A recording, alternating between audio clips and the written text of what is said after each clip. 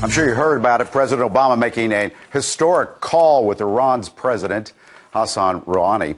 The move setting the stage for delicate negotiations on Iran's disputed nuclear program. Well, the presidents of those two nations haven't spoken directly, as you know, since 1979. Iranian Revolution, when our next guest escaped the country during the seizure of the U.S. Embassy in Tehran. So what does he think of this idea and these talks on the phone? Mark Lyjak joins us. Mark, good to have you here. Well, thank you very much. I really wanted to have you on because to get your perspective on this and remind all of us what happened to you back in the late 70s. Well, I was one of the lucky handful that managed to escape the compound and eventually find my way to the Canadian embassy. And it became more recently the subject of the movie Argo, how the CIA got us out. So what do you think of the phone call between our president and the president of Iran? Does it give you, are you optimistic?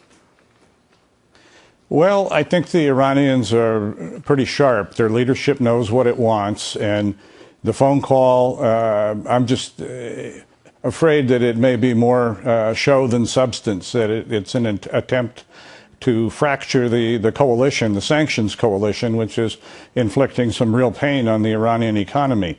So far, I think the President and Secretary of State are saying the right things, that talking is great, but we need to wait for the substance. I'm just afraid that when the negotiations get further down the road, we're going to lose sight of that.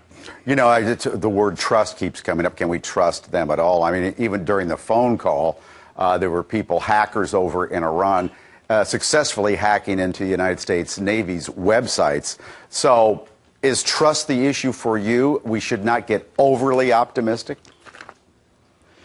I think that would be one way to put it. Yes, if you go back to the last time we negotiated with Iran about the hostages, the reality is that we didn't get any kind of a bargain. They let the hostages go because they were finished with them, and they had become a liability. And we're not as single-minded as they are, and we have to worry about people in our coalition who are anxious to get back to business as usual with Iran. I mean, it is just one phone call, so we get too far ahead of ourselves here. But they want some of those sanctions. We would back off those sanctions. But then, the worry is, okay, we back off some of the sanctions, and how do we know they're really backing off of their nuclear program?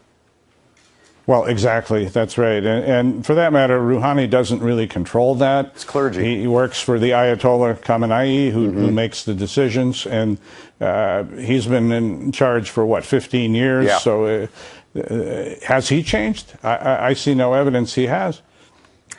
Thank you. Great to have you on the show. Best to you. Thank you very much.